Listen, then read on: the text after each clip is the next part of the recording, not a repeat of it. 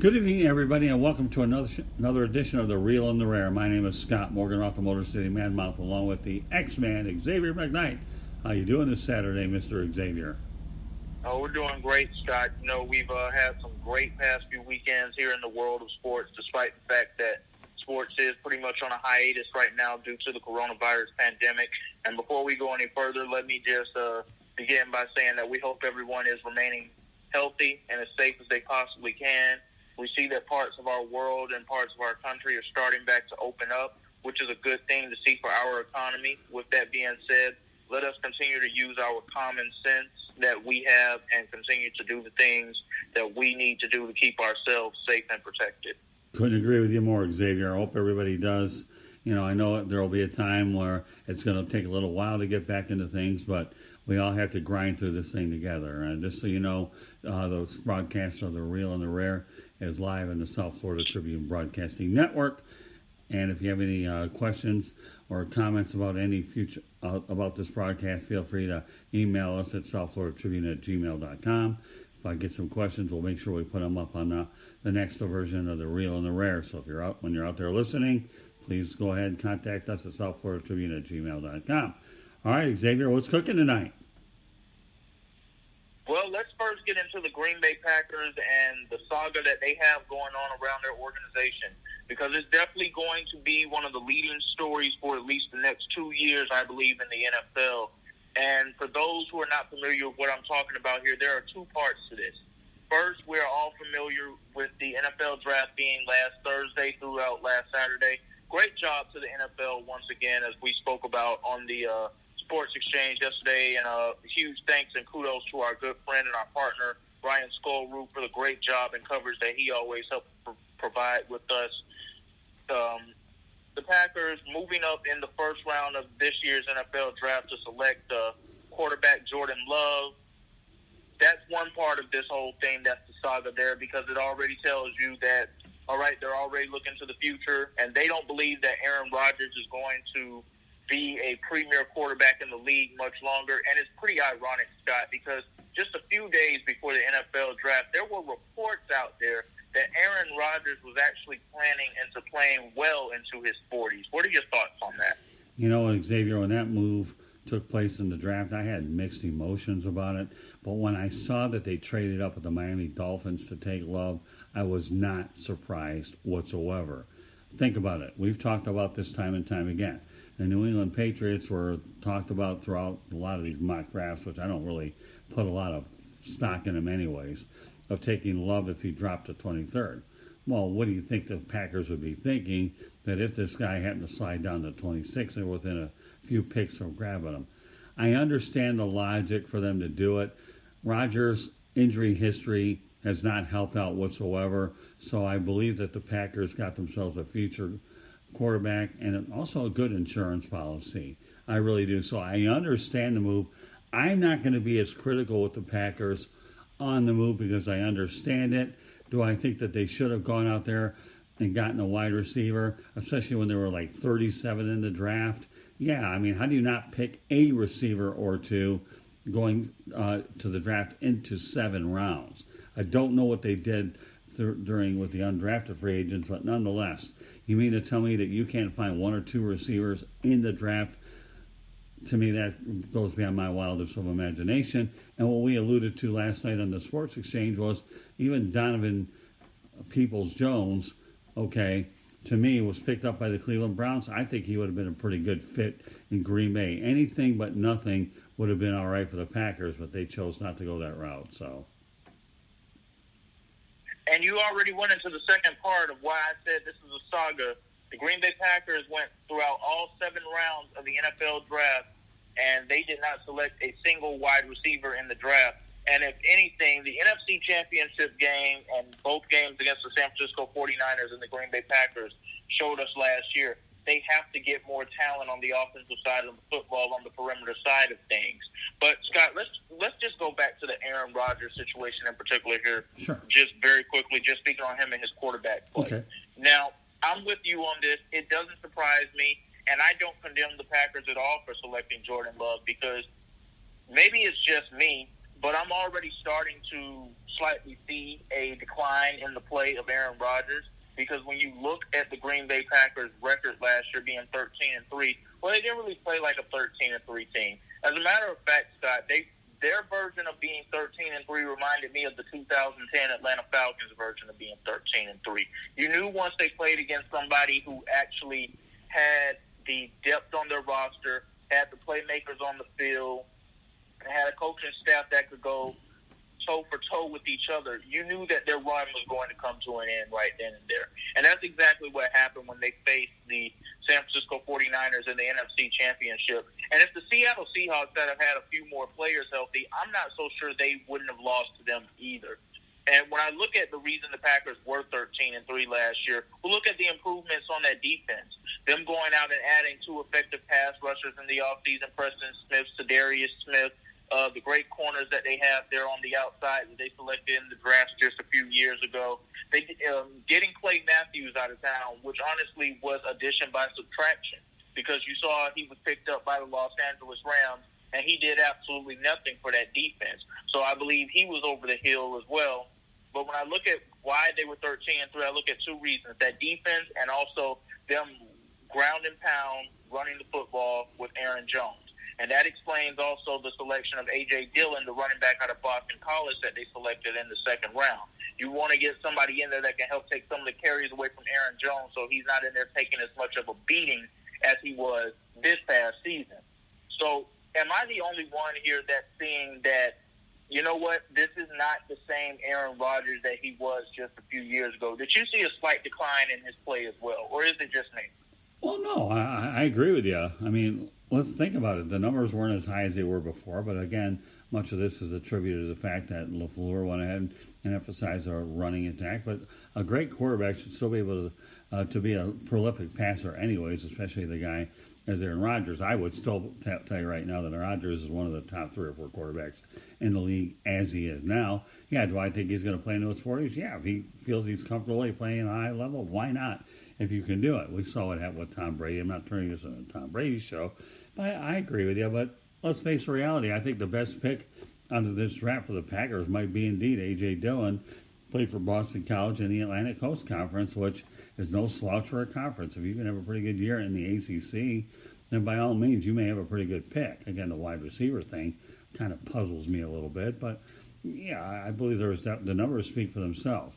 Again, was that because LaFleur had a different approach like you just alluded to, ground and pound? Fine.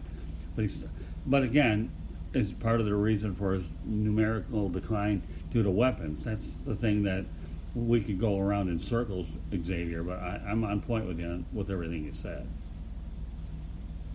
Well, it should be noted that they did select the tight end out of Cincinnati, Josiah DeGora. Sorry if I said his name incorrectly there, if I mispronounced that, in the 3rd round with the 94th overall pick in this draft. So I guess you can say they added 1 weapon for him in the draft. But let's be honest. You need someone who can go straight down the field, speed, great hands. I can give it to you on the post route, and I can give it to you on a slant, and then you go post with it. That's not what this tight end is going to provide here. And when I really look at what the message that was sent here in this draft throughout both of these selection processes by the Packers, selecting Jordan Love and then opting to not select the wide receiver in the draft at all, it automatically just tells me that Aaron Rodgers is officially on borrowed time. And, Scott, we've already been hearing for years, Aaron Rodgers is difficult to work with. He's not as friendly to work with as Brett Favre was, to say, with the organization and with the media and all of these different entities. So, clearly, and, I'll say again right now what I said yesterday on the Sports Exchange. The cliche and the saying of be careful what you wish for is in full effect right here. Aaron Rodgers did everything he possibly could to get Mike McCarthy out of town. He wanted a new coach. Well, the Packers gave in to his demands, and they were able to get him a new coach. Now, what he's finding out is that this new coach is not going to succeed into every one of his demands. He's not going to give in to him. He's not going to cater to him. He's not going to build the offense around him. As a matter of fact, Matt LaFleur is taking the ball away from Aaron Rodgers as much as he possibly can. He already demonstrated that last year in the 2019 season, and he's going to demonstrate it even more in the 2020 season with a selection like A.J. Dillon now to go with Aaron Jones. Those guys are definitely going to be splitting carries, or they're going to be coming pretty close to it. When I see that dynamic, Scott, what I automatically think of is what the New Orleans Saints were doing a few years ago when they had both Mark Ingram and Alvin Kamara in the backfield. Do you see the similarities there as well? No question about it. No question about it. Let's go back to your other point, though, about Mike McCarthy. You want to run him out of town, and then you bring in LaFleur, and you being difficult to work with. To me, that's just, you made your bed, you're going to sleep in it, as far as I'm concerned. You are. But, yeah, I think that's a great comparison. You have Mark Ingram, Alvin Kamara, A.J. Dillon, and you said Aaron Jones, right? So, yeah. And don't forget about the tight end situation. They let Jimmy Graham go, so to pick up a tight end and draft is something that they know they had to do. And, indeed, they did address exactly that. Yes, and, all we need to know about Mike McCarthy and what he's doing in Dallas right now, that really just makes you kind of scratch your head a little and go, well, why did Aaron Rodgers want to get rid of this guy? Because clearly Mike McCarthy caters to the quarterback. Scott, can you explain to our viewers? I'm pretty sure most of them already know, but just for the fun of everything that we're having with this discussion right now, what did the Dallas Cowboys do with their first overall selection that they had in the first round? Oh, yeah, they got a wide receiver. I mean, they got a playmaker for their quarterback. They did. I mean, let's go out there and put it out there. They wanted to get Dak another weapon. They got him in a good place right up the road in Oklahoma, without a doubt. So I see your point, and you're right on target. Exactly. See, they went out and they were able to get Dak Prescott another receiver, as opposed to going out and getting a defensive player with that first pick, or going out and getting another running back. Not that they needed to do that with Tony Pollard and Ezekiel Elliott being there anyway, but sometimes organizations make moves that don't necessarily have to be done, or they don't necessarily make sense anyway in the grand scheme of things, or at least how we see it. But the Dallas Cowboys selecting CeeDee Lamb, and you can make the argument that they did not need CeeDee Lamb. You can really make that argument for the Dallas Cowboys. But them going out and selecting CeeDee Lamb automatically tells us they may have put the franchise tag on Dak Prescott, but as of right now, and also the fact that they did not select a quarterback until the 7th round of the draft, and he came out of James Madison, that tells us that, you know what, this will be a year selection. We do plan on continuing to keep Dak in the fold unless something possibly comes up. But I believe that Dak Prescott will now be the Cowboys quarterback long term. And, they just go out and they pretty much show you here, we know that you are limited to what you can do, so we'll just go out and get you another playmaker that can help you and the offense improve, and hopefully go out and help us win a few more football games. But the point that I'm trying to make here, ladies and gentlemen, is the fact that the Dallas Cowboys and Mike McCarthy and Jerry Jones did something to cater to their quarterback. Despite all the friction that was going on in Green Bay all those years between Mike McCarthy and Aaron Rodgers, and it didn't really start to blow up until the last 2 years that McCarthy was in Green Bay, Mike McCarthy still continues to do everything possible to build that offense around Aaron Rodgers.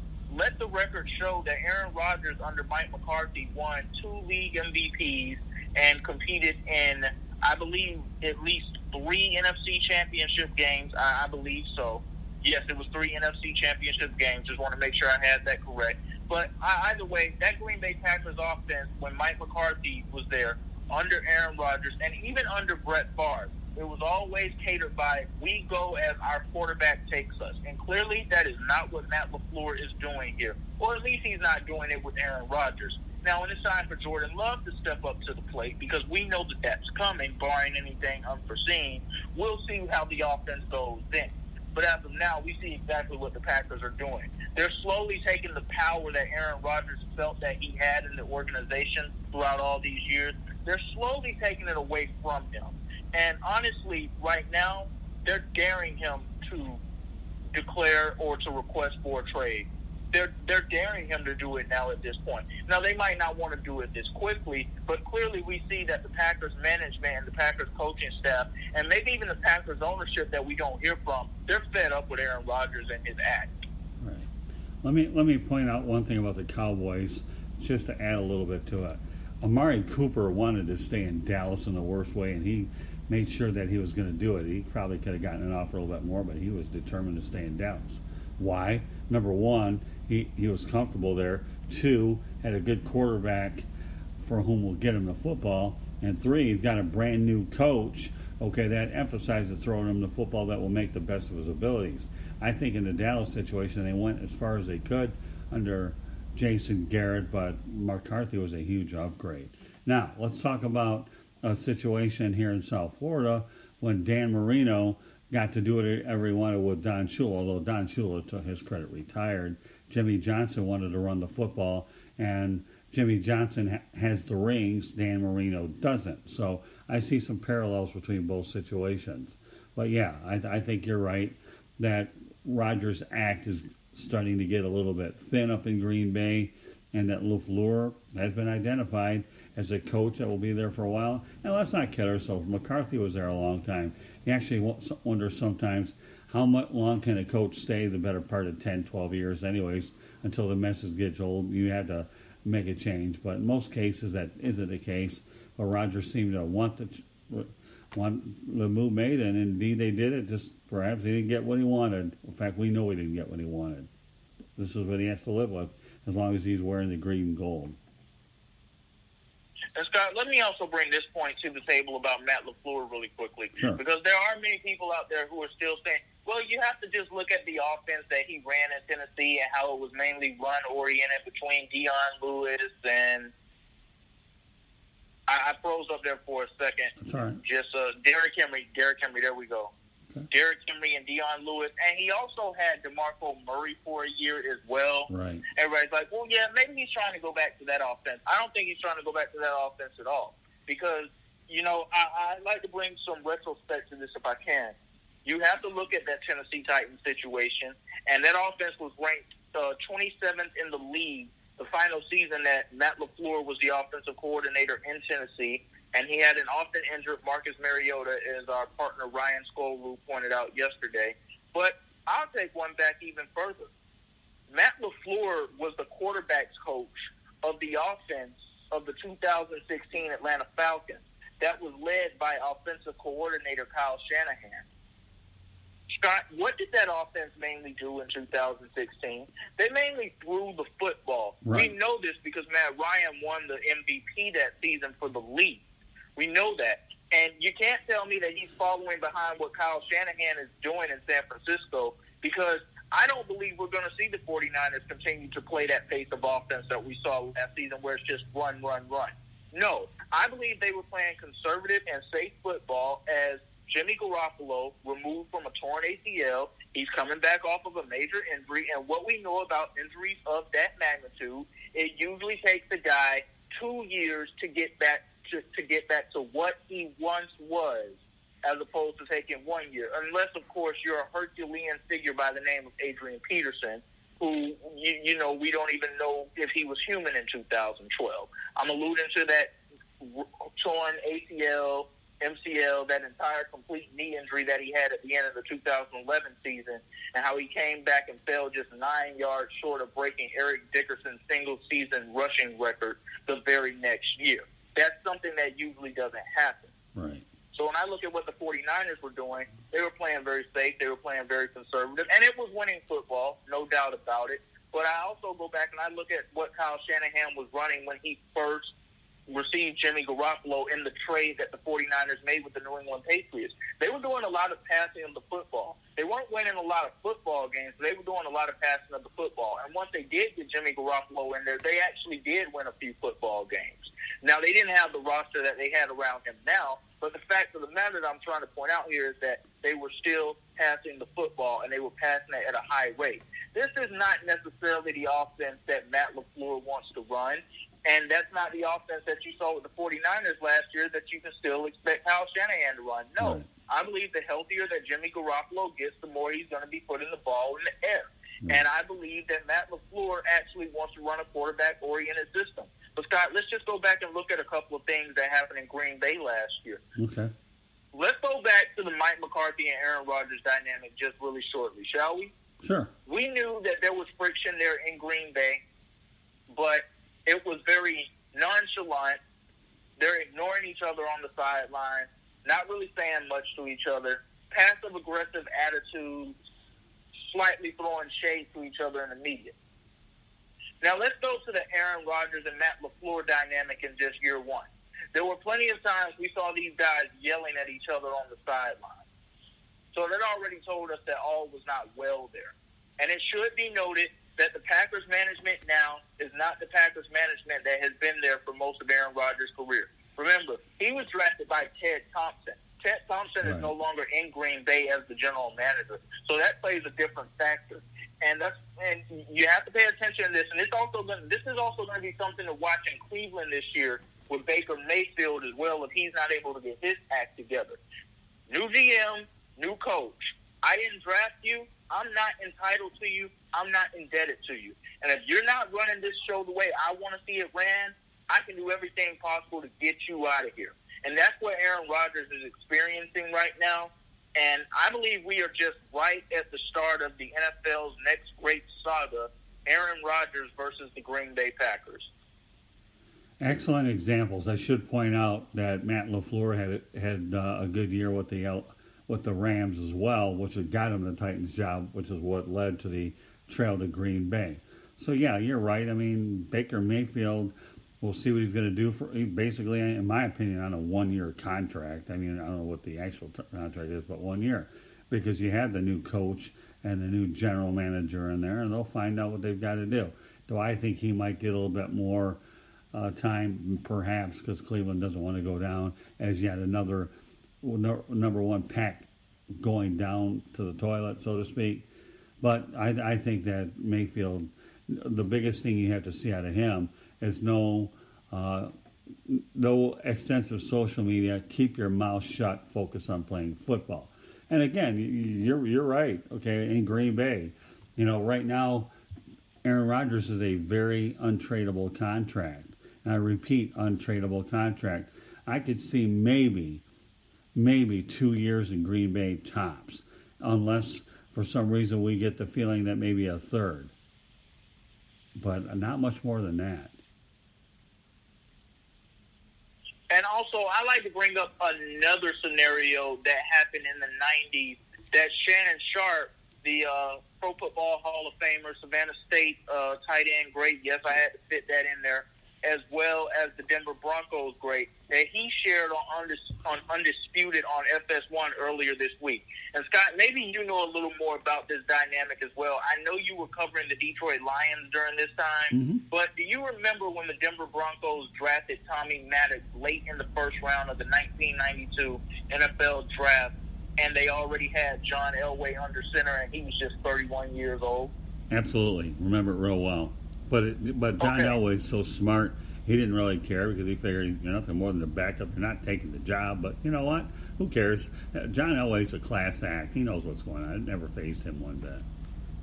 Okay, and I bring that up because this goes back to another coach and quarterback dynamic, and Shannon shared some of the details with us on Undisputed earlier this week, where he flat out said Dan Reeves, the then coach of the Denver Broncos, who doesn't get the credit that he deserves for the job that he did on teams as well as a head coach in the league. I mean, he took the Atlanta Falcons to a Super Bowl in 1998 when he was a couple of weeks removed from heart surgery. He just did a great job turning that team around completely. He was there in Atlanta when Michael Vick first got started. And look at all those Broncos teams that he led to the Super Bowls in the late 80s. He doesn't get the credit that he deserves. But Shannon Sharp shared with us that Dan Reeves and John Elway, they were on completely rocky terms at this point, and that in 1991, the Denver Broncos actually tried to trade John Elway. They were actually in talks with the Washington Redskins with a deal to send Elway to the Redskins. The only person that stepped in was the late, great Pat Bowlen, then owner of the Denver Broncos. And to me, that's the only thing that can save Aaron Rodgers here is if ownership decides to step in. Management isn't going to step in, and the coaching staff is clearly telling you what they're doing here as well. But I'm not so sure that ownership is not in agreement with what the coaching staff and what management want to do now at this point. Well, first of all, I was actually at Super Bowl 33. That was the first Super Bowl that I covered, so I remember that real well. And yeah, Pat Bowlen was loyal. He was Elway all the way. So the only voice that really mattered was Pat Bowlen. So yeah, I'm with you. I mean, I again, you're talking a different regime in terms of the management with Green Bay now than there was back then. The old school versus the brand new people. Brian Gutekunst is the general manager, and of course you have LaFleur. So you have a much younger breed. But I still think there's some things that have to play out here. But it doesn't look good in terms of the Rodgers LaFleur, and we'll see what happens if they have good success this year, and they're able to score more points than they did a year ago, and they're able to find some hidden gems with those wide receivers that they have, then you evaluate it a year from now. But getting back to our original point, I'm not surprised they made the move to go ahead and draft his potential successor, because the guy was on the board there anyways. You don't know what his style of play, whether he'll have more mobility. And again, you do need two quarterbacks. Nobody's going to sit here and tell either of us, okay, that injuries didn't play a part in this decision, because I'm very confident it indeed did. And yes, and my last point that I want to make on the Denver Broncos scenario that I brought up is just simply this. We don't know where Jordan Love is going to sit on the depth chart next year. We don't know if he's going to come in and automatically be the number 2 quarterback or if he's going to be the number 3. We don't know that for sure. But I say that because Shannon also alluded to the fact that in 92, John Elway was injured. He missed about 8 games. And there was a stint where Tommy Maddox had to come in and play quarterback, as well as quarterback by Sean Moore. And when John Elway came back, all the Broncos had to do was defeat the Kansas City Chiefs to get into the playoffs, and they would have been a wild card that year. They did not get the job done that year, and after that season, Dan Reeves was fired. But clearly in this situation, I don't believe that the Green Bay Packers are going to fire a coach that goes 13-3 in his first year at the helm. So clearly, Matt LaFleur is not the person that's on the clock here. That's clearly going to be Aaron Rodgers. And then there's the wild card factor in all of this, Scott. And it was already the wild card factor that we all were thinking about anyway. But it really became full bloom on Friday. And that is the Brett Favre factor. We all looked at this and we said, oh, yeah, this is just like what happened to Favre. No, not exactly. Because Aaron Rodgers slid in his draft. The Packers didn't have to trade up to get Aaron Rodgers. He slid in a draft that many draft experts had him going number 1 overall. Ultimately, the 49ers picked Alex Smith to go number 1 overall in that draft. Both quarterbacks have turned out to have really decent careers so far. Aaron Rodgers, obviously, a nicer career in the statistical category and in the championship category, but Alex Smith has been a solid quarterback. But Aaron Rodgers slid down to the Packers. And at that point, they're like, well, Favre is 35, he's 36, and, we don't think he has much left. We have to take him. The Green Bay Packers moved up in this draft to make sure that they were going to be able to select Jordan Love. But where I say the Brett Favre factor went into full bloom on Friday, he was a guest on the Rich Eisen show, Scott, and he said something, Rich Eisen, that was very alarming here. And he said, well, I've actually spoken to Aaron, and I'm not going to get into details exactly on what he said, but I can tell you the Green Bay Packers have burned a bridge with him. It's very interesting there, Scott, because we know for years what that relationship between Brett Favre and Aaron Rodgers was like in Green Bay, after Green Bay, when Favre was on the Jets and when he was on the Vikings, and a few years before Favre went into the Hall of Fame.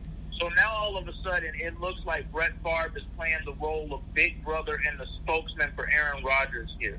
Because even though we didn't hear those exact words come out of Aaron Rodgers' mouth, we know exactly that this was the conversation that was had between he and Brett Favre.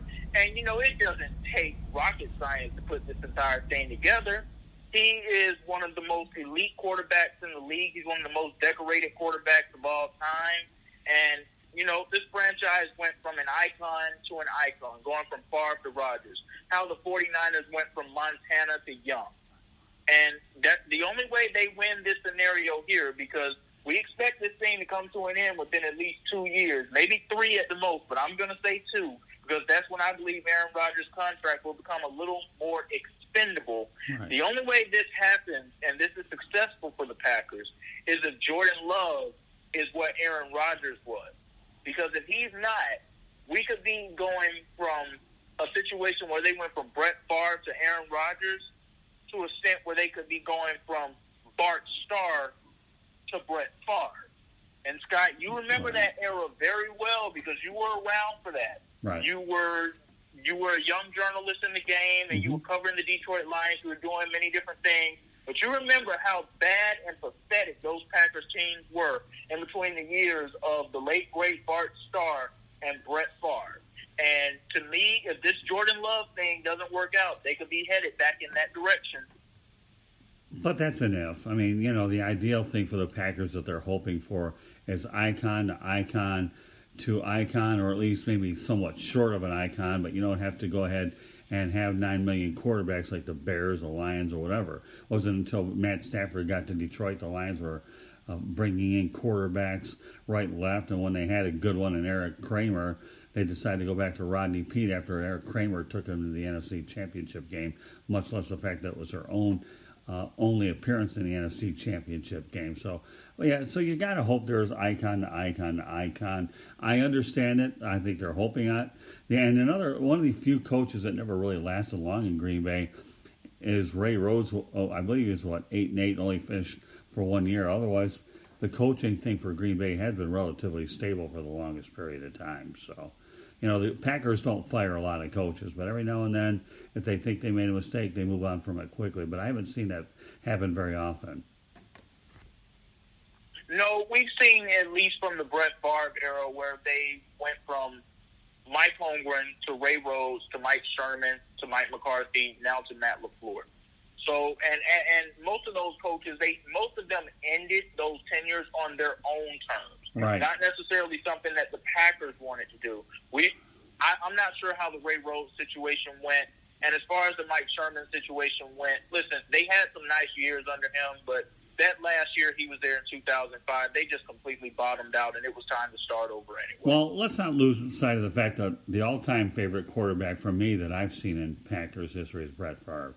That's a no-brainer. Think of the consecutive game streak that he had, and the way he wasn't afraid to throw the thing downfield. And you know what? Mike Holmgren let him do it, and he didn't care. You know, it was feast or famine with him. But I love Brett Favre. I love his durability, his hard-nosed play, his passion for the game, and he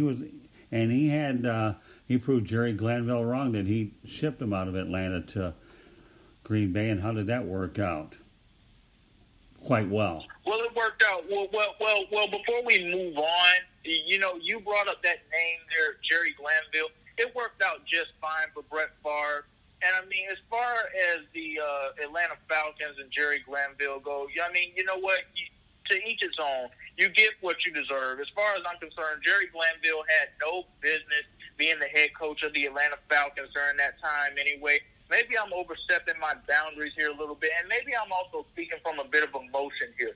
But when I think about what the Falcons could have potentially had with Deion Sanders and Andre Rison and Brett Favre, and you let a quack like Jerry Glanville just come into town and ruin Brett Favre's self-esteem, because that's exactly what happened the first year. I mean, this stuff is documented, and it's on tape, it's documented on paper, how Jerry Glanville would come in and call him by his last name incorrectly, knowing that he was saying it incorrectly, and he really would treat him just really beneath himself. So, you know what? I'm glad everything worked out for Brett Favre. And as far as Jerry Glanville and the Falcons go, they got exactly what they deserved in that scenario. And he wasn't there in Atlanta too much longer after that was over with anyway. So sorry to go off on a bit of a rant there, but I mean, you brought up Jerry Glanville, and I just wanted to get that off my chest because I have felt that way about him for quite some time. Because when you look at the legendary quarterback that Brett Favre became and the joke of a coach that Jerry Glanville was, I mean, there's nothing too much more to say after that. Well, the only thing there is to say is you're a Georgia kid, so I can appreciate the fact that you're a Georgia kid rooting for his hometown team, and it just so happens that Glanville coached the Falcons, and you're from the area, so I can appreciate it. To me, it's not a rant, so that's how you feel. I have zero problem with that whatsoever. No, you're fine. And as far as the Green Bay Packers situation goes, only time is going to tell us how this whole thing is going to pan out. But as Terrell Owens once said, get your popcorn ready because it's about to be a show. And it's definitely about to be a show and a spectacle and a saga in Green Bay. But, Scott, you brought up two words that were perfect to lead into our next segment that we're going to talk about on this edition of The Real and Rare. Okay. Passion and love for the sport that you play. And that speaks volumes to what the Detroit Pistons and the Chicago Bulls were all about in the late 1980s and throughout the early 1990s. Both teams being led by two iconic players, the Detroit Pistons being led by Isaiah Thomas, who some know as Zeke, and the Chicago Bulls being led by Michael Jordan, who's known by many nicknames, in particular the two that come to mind, his airness and MJ. But despite that love and passion that both teams had for the game, they had absolutely no love for each other.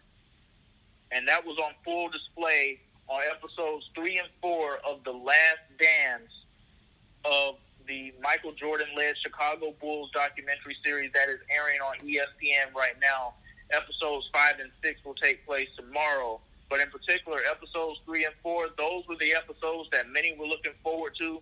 One of the many I'm talking about is the Motor City Mad Mouth himself. Scott, would you like to go ahead and just give us your thoughts on what you thought about last week's episodes? Well, you're right, Xavier. I lived it. I covered those teams during that era, and it was good physical basketball. The Bulls want to talk about the fact how much they hated the Pistons. Yeah, I guess when you lose 3 out of 4 playoff appearances, that's fine. You got to realize that they got pushed around. That's fine. I realized that when it was all said and done, they forced you to go into the weight room to get more physical. That's fine. How did it work out for the Bulls? Just fine, to the tune of 6 championships, even though 3 of them came from one of the bad boys, Dennis Rodman. So, to me, the Isaiah Thomas, Michael Jordan thing is what it is. Isaiah Thomas is from West Chicago anyhow, and he ended up going 4 hours east of the Midwest to Detroit. So for a guy that is from that area to move to their rival big city and get win there, I can understand, but that was good physical basketball. To me, the Bulls should have embraced the fact that they got over the hump and they were better for it in the long run, and it showed. They had a great coach in Phil Jackson. Michael Jordan, a great superstar. I love Michael Jordan's intensity. If he's going to punch teammates during practice, he wanted to motivate them any way he could, and he was going to practice with the same intensity as he played ball. So you're right. I won't watch any more of those episodes because I got what I wanted out of those 2. I will go back to Chicago PD, at 9 o'clock on Sunday nights because it's a nice deviation anyways, although albeit it's in the same city. But the bad boys are what they were, and the Chicago Bulls were a good young team. Doug Collins is the one who really helped orchestrate that turnaround. And when you want to talk about, some of the previous examples about the Rodgers, LaFleur, let's talk about the fact that Doug Collins wanted to focus on Jordan, got run out the door when Jackson took over for him, and it almost reminds me of yet LaFleur and McCarthy. So I see a lot of parallels to all of these, Xavier. I really do. So the Pistons taught the Chicago Bulls how to win, and by the time the Pistons went ahead and gave way, you know what? It was time to appreciate their greatness, and that's exactly what a lot of people do. Again, a lot of the new rules in place are because of the Detroit Pistons. There isn't as much physical play. Now it's called patty cake baker's man basketball, where back then it was rock'em sock'em basketball. Remember how many other teams took that on. The Knicks were physical, the Lakers got nasty, and it became a trend for a period of time. The Miami Heat did. Everybody was playing physical defensive basketball. So, you know what? Again, Jordan and Thomas will never be friends, and they don't care to. And why Isaiah was left off the Dream Team will be for another broadcast. But there were some bad feelings there. There were, but give the Chicago Bulls their due. Phil Jackson knew how to manage Dennis Rodman, and Michael Jordan went ahead and worked well with Rodman. Now, do I think that they should have walked off without shaking hands? Well, back then, Bill Laimbeer said that Larry Bird didn't do it, with them. So, I understand the frustration after a game. And they felt like they were disrespected the entire series, so they didn't want to give the Bulls that at all. They just didn't do it. Well, John Sally played. He didn't care, so he ended up signing with the Bulls, so did James Edwards. But Dennis Rodman was the guy that helped him get those 3 rings. They could, without Dennis Rodman, Michael Jordan had 3 rings instead of 6. No, of course not. And I definitely agree with you on that, because when you look at those last 3 teams, those last 3 finals runs, and those last 2 teams, I should say, that the Chicago Bulls played from 96 to 98, what those teams had in common, that most of the teams that they played throughout the early part of their run, they had more depth on the team. They had more playmakers on the team. I mean, I don't think Sean Kemp gets the credit that he deserves for how dominant he once was as a player in the league, especially in that combination that he had with Gary Payton in Seattle. Right. And, Karl Malone and John Stockton, that's a Hall of Fame combo. I don't need to speak too much more on that. But you brought up something that I want to speak on before we start speaking in particular about the walk-off and other things with the rivalry. You brought up the Doug Collins dynamic, and I want to ask you this in particular, because the documentary showed us a few things. For one thing, what we all should be doing right now is giving the praise and the credit to the late, great Tex Winter for being the true architect of the triangle offense.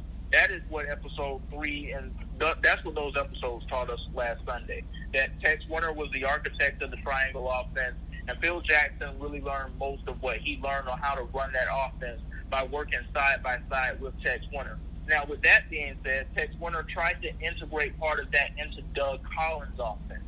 And from what the documentary tells us, Doug Collins didn't want to hear any of it. Right. As a matter of fact, it became a very testy situation between Collins and the late, great Tex Winter, to the point that Winter wasn't even on the Bulls' sidelines anymore for some of those games. He was relegated to being put in the broadcaster's booth or at the broadcaster's table. And, Scott, I just want to ask you this in particular. Sure. Doug Collins, as you said, he should be heralded for that Chicago Bulls turnaround. I mean, a young Horace Grant, a young Scottie Pippen, young B.J. Armstrong, young John Paxson, all those guys he had that was developing. Michael Jordan was always a thoroughbred in Chicago, no doubt about it. We already know that. He was always the superstar. He was always the guy that things were going to go through. He was always going to be the beginning and the end. But with that being said, Doug Collins being fired after he takes the Chicago Bulls and coaches them to an Eastern Conference Finals against a Detroit Pistons team that they performed against one game greater than they did the year before, because there's a lost year in all of this whole thing. People talk about 89, 90, and 91. Well, let's not forget about 1988 when the Chicago Bulls and the Detroit Pistons played each other in the semifinals of the Eastern Conference, and the Pistons beat them in 5 games before they went on to finally overcome the Celtics and lose to the Lakers in a very controversial NBA Finals, where you can make the argument that the Pistons definitely should have been the first team since Russell Celtics to have a 3-peat. But that's a story for another day, or maybe we'll touch a little on that tonight. But Collins gets fired, and, you being a beat reporter at the time, in particular for the Pistons, but you were still around the NBA circles. What I want to ask you is, what were you hearing in the rumblings around that situation at the time in Chicago, if you were hearing anything about it at all? Because what the documentary tells us is that Jerry Krause called Michael Jordan into his office, and he told him, we're thinking about making a change. We're thinking about moving on from Doug Collins. Were you hearing that the Bulls wanted to make a change as a whole, that Jackson was trying to push Collins out of the door and force his way in there, or was Michael Jordan actually working to try to get Phil Jackson inserted in as the coach? What were you hearing around that time? All right, let me point one thing about Isaiah Thomas while it's fresh in my mind. The last 2 years of his career, he played with a damaged wrist, so he lost a lot of his effectiveness there toward the end. That's not making an excuse about why they didn't beat the Bulls for the final time, but he had an injury to his wrist, and he's still having a hard time with the wrist to this date. Being on the Detroit side, I never went ahead and heard much because I wasn't paying as much attention to that team as much as I had to pay for my own. Okay, item number 2. Item number 3, where did Doug Collins get his next head coaching job? The Washington Wizards in the early 2000s. No. He went on to coach the Detroit Pistons and Grant Hill afterwards. Did you know that? No, I didn't. Thank you for bringing that to my Oh, attention. that's We learn okay. something new every day. No, okay, but this is where I'm going with it. No, he went ahead and coached the Detroit Pistons and Grant Hill. He tried to do the same exact thing in Chicago as he tried to, he tried to do the same exact thing in Detroit as he did in Chicago. You have a superstar player, you're trying to work around him. I think the Pistons lost a series. I don't remember who it was with Grant Hill in there. And Doug really wanted to build around him, but Grant Hill just didn't think he could win in Detroit. Well, how did that work out? They did a sign and trade with the Orlando Magic after Collins was released. And I actually talked to Grant Hill about that. He admitted he made a mistake leaving Detroit because he became ringless and never played in the playoffs much. And he injured his ankles and so forth. Now, here's where I'm going with this, Xavier. Collins' relationship with Jordan got him the job over in Washington. So I'll bet my last dime that Michael Jordan always loved Doug Collins and thought the world of him, which is why he thought so highly of him to take him to D.C. That's what I think. So I don't think he was forced out.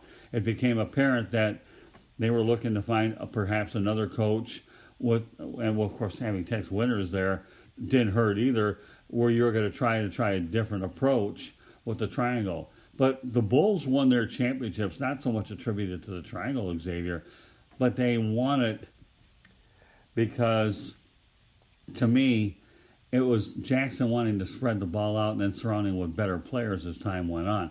Doug Collins did the dirty work for Phil Jackson, and how many times have you seen one coach or manager do the dirty work and then the other one gets the glory out of it? Of course, Jimmy Johnson, Barry Switzer. Jimmy Johnson to this day should have 3 rings, but Jerry Jones made sure that wasn't going to happen. And why Johnson isn't in the Ring of Honor, what Dallas will be for another broadcast. But you see where the Jordan Collins connection is. You see where Collins got another job with the Pistons, their rival. They loved him. And I'll tell you, I enjoyed working with Doug Collins. What I learned from Coach Collins to me, he is the most passionate, intense individual. And I'll tell you what, Xavier, I love passion, but I love intensity. And one of the things I learned as a human being was with Rick Carlisle, when he went with the Pistons for a while, I learned to try to become a little bit more calmer. Unless I had to show a little more intensity, it became more visible. Because, you always like to have a good poker face. I hope that answers your question, though. It does, and as I said, thank you for educating me on that, because I had no idea that at one point Doug Collins was the head coach of the Detroit Pistons, and his superstar was Grant Hill. I knew Grant Hill was in Detroit. I just didn't know who his coach was. So as I said, we learn something new every day. Now, with that being said, the reason I asked you that is because we know in the documentary they're going to do everything possible to make Michael Jordan look high and mighty. Not saying that he doesn't deserve that, because he was an all-time great player, in many people's eyes, the greatest player of all time. For me, that person is still Kareem Abdul-Jabbar. Right. This documentary has not swayed my opinion in that way whatsoever. Now, with that being said, we also see in this documentary that there were some details that were also left out in certain things. And that leads me into talking about the 1991 walk-off when the Detroit Pistons were swept off the court in the Eastern Conference Finals by the Chicago Bulls, who at that point had grew up. They had been in the weight room all year long, and they were so determined to beat the Pistons. And Scottie Pippen had developed into an all-star player, and Horace Grant had come into his own as well. And as we know, Jordan was Jordan. But what that series is ultimately known for, besides the Chicago Bulls sweeping them, is the Detroit Pistons walking off the floor without shaking hands with the Chicago Bulls, In particular, Isaiah Thomas being ducked under Bill Laimbeer, and as they're getting ready to head back to their locker room without shaking hands, everybody having an embrace with Jack McCloskey, then the late, great Jack McCloskey, right, then general manager of the Detroit Pistons, who was responsible for engineering that team into what it ultimately became with all of the trades that he become. As a matter of fact, all you need to know about him is his nickname was Trader Jack, ladies and gentlemen. That right. tells you all you need to know. But what isn't said about that walk-off, you see, what we learned on Sunday, Michael Jordan is still upset to this very day about the walk-off. He feels that the Pistons were classless with the walk-off. And I agree with the fact that the Pistons should have shaken hands. I agree that that would have been the right thing to do, especially considering the fact that the 3 years before that, the Chicago Bulls had lost them, and Jordan always stopped in the court to shake hands with everyone, including Isaiah Thomas, no matter how painful it was for them to do it, because I know that it had to be painful because that was a real basketball rivalry in the apex of the golden era of NBA basketball when we had real rivalries. With that being said, there was a key detail that was left out of why the walk-off may have happened in the first place. And that is the fact that before Game 4 was played and after Game 3, Michael Jordan said to the media, the Pistons, the bad boys are bad for basketball and the Pistons are undeserving champions. That is a very interesting detail that was left out of this documentary. Now, we learned about that detail more in the Bad Boys 30 for 30 documentary that was released in 2014. And, Scott, when I went on Twitter on Sunday, I saw all of Detroit and the Pistons faithful stand up, and they immediately brought that detail into play. Like, hold on here, hold on. Yes, they were wrong to walk off, but why didn't anybody make any mention or anything about Michael Jordan and what he said about the Pistons, what he had said about them being undeserving champions and about the bad boys being bad for basketball? Because ultimately, and Scott, you were there at the time. Right. What many people felt at the time is, forget striking the Pistons in the heart. That struck a chord in the heart of Detroit. Oh, yeah. And by you being there at that time, what details can you share with us about that whole entire exchange? Well, first of all, ESPN was determined to leave certain things out because they wanted to build this documentary in the manner for which they did. So, yeah, I think it was a big mistake for ESPN to leave certain key components of it out, which is why I won't go ahead and watch it anymore, because I know what you're trying to do is respect the dynasty of Jordan and the Bulls. But, yes, I mean, if you're going to disrespect the team the way they did going in, how would you expect them? Disrespect a city, a team. You tell me, how would you really logically react to that? I wouldn't like it, and they didn't like it. So if you're going to go out there and talk about the city, take personal shots at it, fine. You're talking about a brand of basketball, fine. But don't disrespect them and expect them to shake your hand. I wouldn't do it, would you? No, absolutely not. I mean, I can't look at a guy that I don't respect and want to even acknowledge him in a positive way if I can help it. I would rather not do it. I'd rather just walk away. That way I keep my emotions in check and don't do something I don't want to do. So I think the Bulls were way out of line. But again, let's go back to ESPN. To me, ESPN left a key part out of it because they wanted this documentary to be exactly what they wanted it to be. And yes, when you leave a certain component out, then I know the direction you're going, but it, to me, takes away from the credibility for which it's intended, because they all want you to say the whole story, not partial story, but we all know how film and production works, that they have the right to edit or not include things that the way they are. But no, I think the Bulls were way out of line. I really do. And that's why these things became as heated, and they haven't settled over the test of time. This is one thing that will never settle over the test of time. No way. No, because, I mean, the walk-off is one thing in itself. And, you already spoke a little in detail about how the walk-off punished Isaiah Thomas for reasons that just don't make sense to me at all. He's one of the all-time great players in the history of the game. He doesn't get the credit that he deserves. As a matter of fact, you have people who have even gone as far And these are people who were watching basketball during this era to go as far as saying, you know what? We can't even put him as high as Steph Curry anymore, and I think that's absolutely ridiculous. If anything, to me, Isaiah Lord Thomas III is the second greatest point guard of all time behind Irvin Magic Johnson. And the only other guy that I feel that you should even try to make an argument for ahead of Isaiah at that point would probably be Oscar Robertson. But I even think that's a bit of a stretch considering Isaiah's size, the era he played in, and everything he accomplished. He's the only superstar that can say that he beat Michael Jordan, Larry Bird, and Magic Johnson in playoff series or NBA championship final series in the prime of their careers. And he was left off the Dream Team for reasons that we won't even go into discussions about once again. But when you look at those episodes last Sunday, and you just kept hearing Michael Jordan allude to the fact that I wanted to make sure I could put myself in the class in the conversation with a Larry Bird and a Magic Johnson. And I'm just sitting and I'm like, wow, the hatred between these two teams and these players, this one is absolutely deep.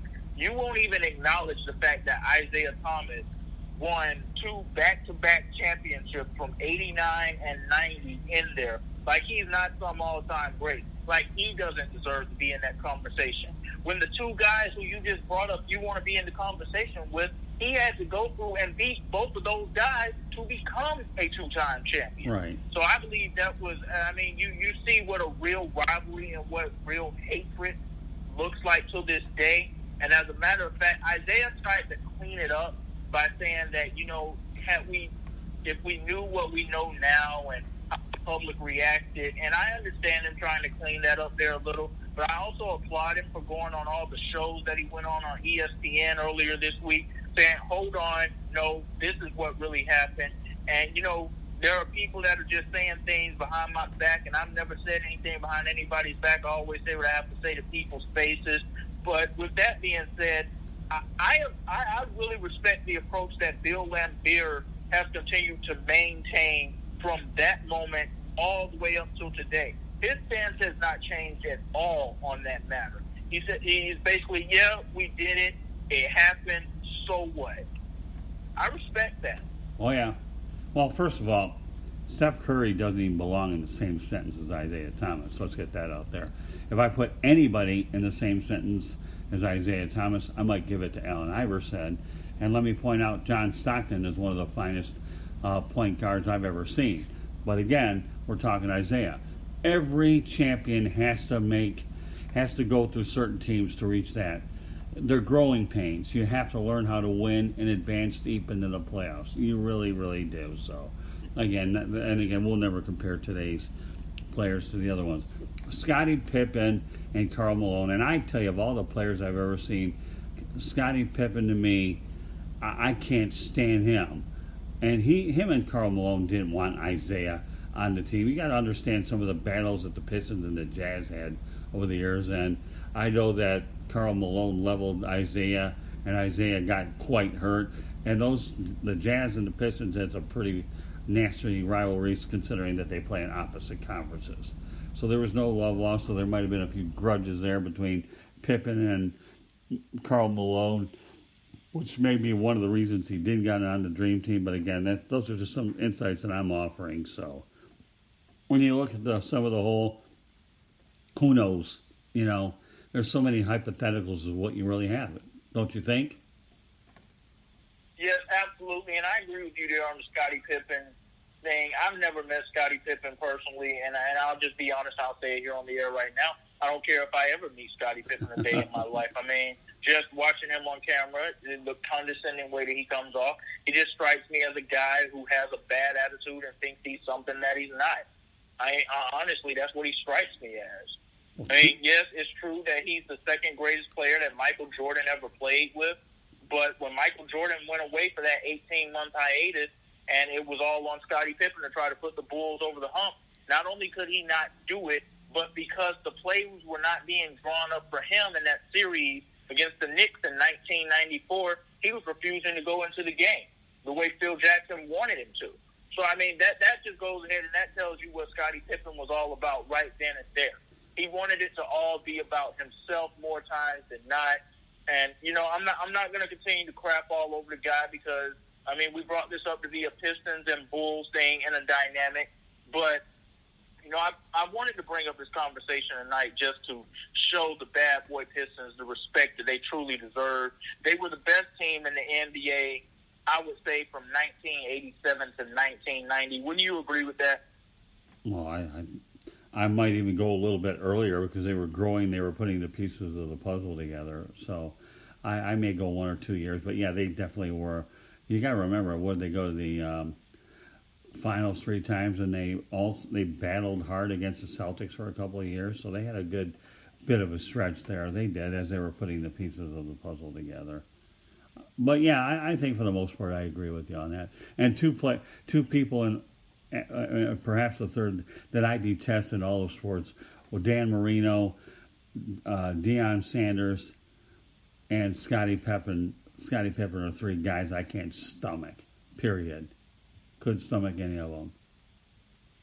So that's just. Hey, I want to speak a little more about the bad boy Pistons there because we spoke Sure. about Isaiah Thomas, but we haven't, and the proper respect. We know the proper respect hasn't been given to Isaiah Thomas. But what about the other guys on that team? Joe Dumars, one of the underrated defenders of all time.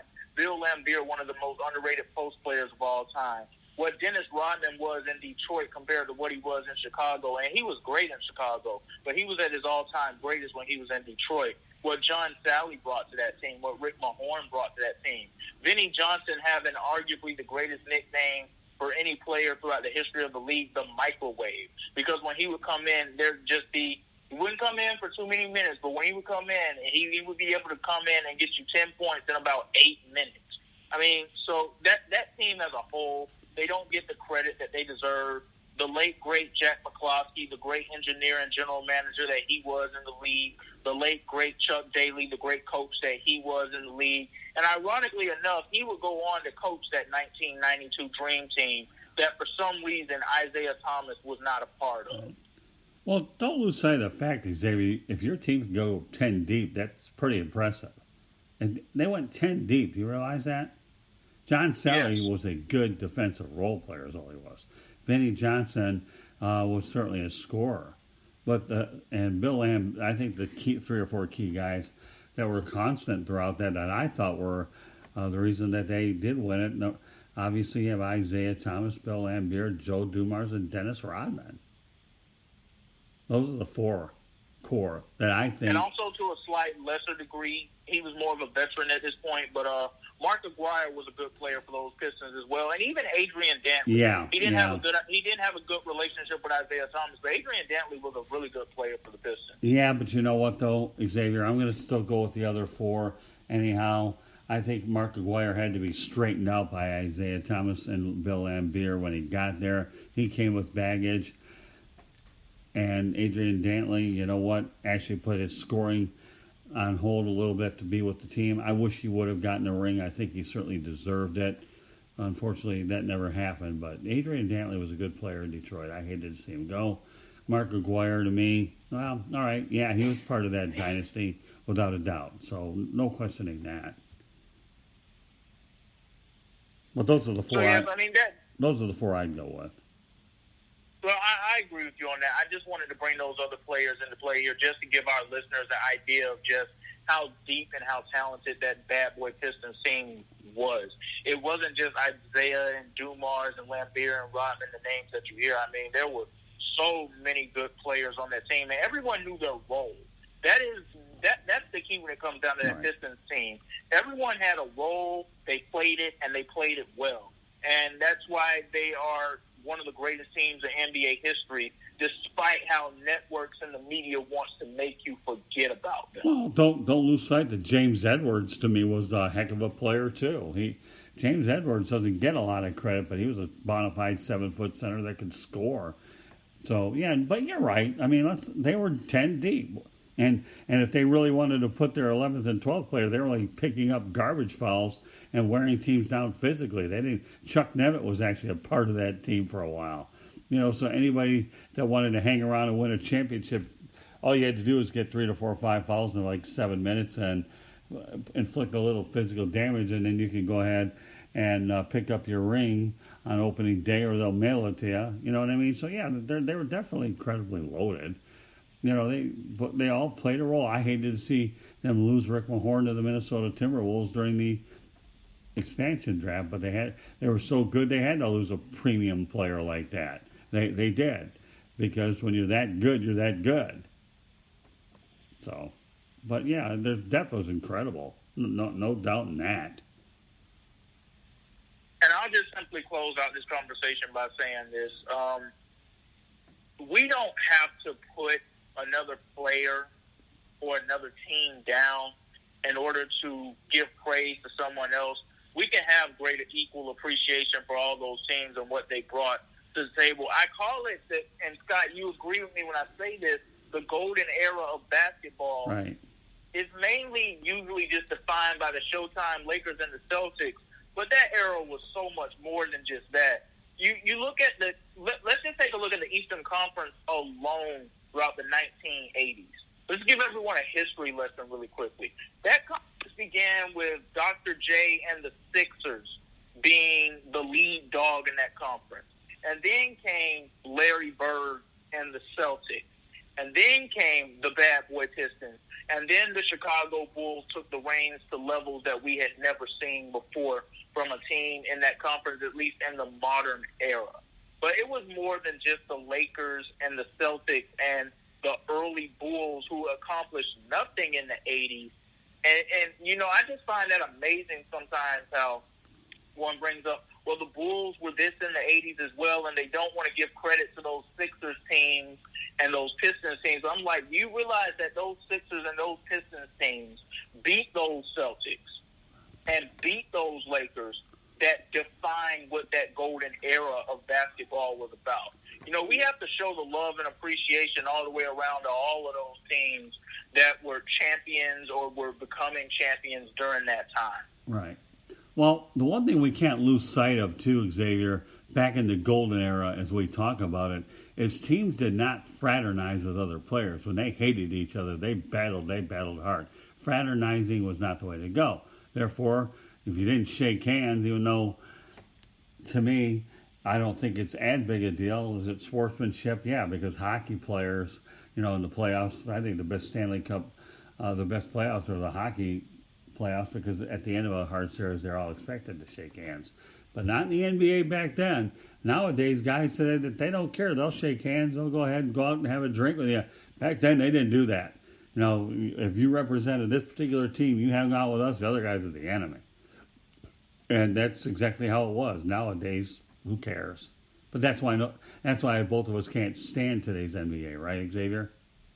Yes, absolutely. I can't stand the fraternizing during the games, and you know, I won't get into names in particular. What I'll say about the good things about today's NBA, the guys that still make the game enjoyable and watchable, guys like Giannis Antetokounmpo, guys like, even though I hate both management, I love the way that Kawhi Leonard plays when he does play.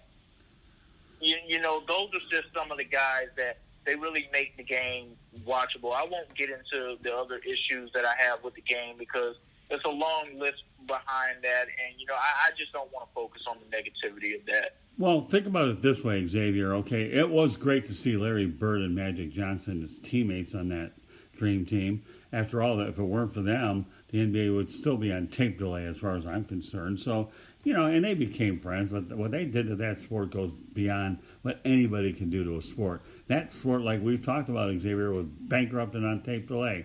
How did it do when Magic and Larry Bird? Well, I'll tell you what, these guys should be thankful for every dame that they have, because those are the two major guys, and then Jordan came along later, Isaiah, and the list goes on and on. So, you know, but fraternizing back then, X-Man, no way. You know, when you had two or three superstars, they came via the trade route. Okay, they really did. You didn't need guys because they didn't have enough confidence in their ability to do it themselves. And we don't think we can win here. Although Grant Hill tried to do that, and how did that work out? You know, and they had to pair up with somebody else, and it's okay if you really want to get a championship somewhere else, if you feel you have to do with free agency, you do it. But back then, dynasties were made through the draft, and they were made through trades, not skirting town to pair up with somebody else. It's a double-edged sword both ways.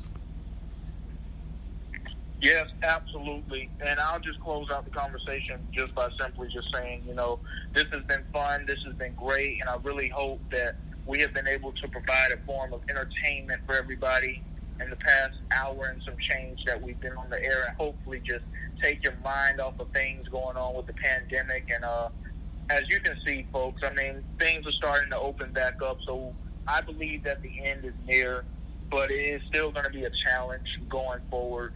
And we just hope that you guys have really enjoyed us on this platform this evening.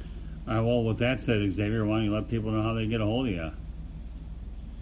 Yes, you all can follow me on Twitter at XTMCKNIGHII. The two I's at the end are capitalized. You can follow me on Instagram at XMCKNIGH22. And you can friend me on Facebook and also follow me on LinkedIn simply just by typing in Xavier McKnight, XAVIER, Okay, and to get a hold of us, you go first and foremost, you can go to our website, www.southfloridatribune.com. We have a lot of good stories on there through our media distribution partners as well as our regular writers. And more importantly, you can also look for the drop down and find all of our broadcasts as well. So go to www.southfloridatribune.com. As I alluded to earlier in the broadcast, you can email us at southfloridatribune@gmail.com. You can find me on Instagram at South Florida Tribune, and you follow us. If I find out that you follow us, we'll definitely follow you back. Go to Facebook, look for the South Florida Tribune, like us, you'll get more information there. I have a YouTube channel, South Florida Tribune. I'm sure you guys are getting the drill by now. Please subscribe to that. And my LinkedIn name is Scott Morganroth. You can go ahead and send me an invitation to connect. I'll be more than happy to do it. And last but not least, I have two pages on, two profiles on Twitter at Scoop, SCOOP, with 5 3s, and at Tribune South. We would like you to also, if you don't mind, listen to some of our other broadcasts, the South Florida Tribune podcast, 108 Stitches Baseball Talk, the Sports Exchange, Motorman and Rude Dog, and of course the Real and the Rare. And am I missing any? I don't think so. We got the sport. Let's see. And yeah, let me go over them again just to make sure. We've got, I think we got all 6 of them. We'll go over them again. South Florida Tribune, the Real and the Rare. Okay, the one we're doing, which I love doing with you anyways. Sports Exchange, Motorman and Rude Dog, 108 Stitches Baseball Talk, and the South Florida Tribune. All in all, 6. If you want to go ahead and look them on the website, they'll all be right there for us anyway. But meanwhile, Xavier, it's been a great broadcast tonight.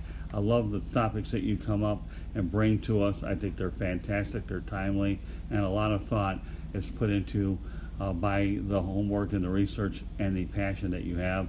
And there's no question that I look forward to doing this broadcast at least a couple of times a month, and whenever you want to do it.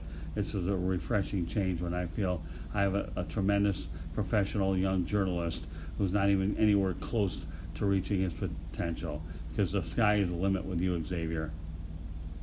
And I appreciate that, Scott. And as always, it's always great to do these broadcasts. Always a great time with you. Yeah, so, all right, well, once again, folks, we hope you're having a good weekend. You are listening to The Real and the Rare live here on the South Florida Tribune broadcast. All we can tell you is we hope you're having a good weekend. And once again, be safe, stay at home, be smart, practice social distancing. It'll take a while for this to get straightened out, but we all have to keep the faith at some point or another. We'll appreciate what we've gone through. We'll be better people because of it. So, meanwhile, folks, we're glad you can join us here on The Real and the Rare, and we look forward to the next time. Good night, everybody. Good night, everyone.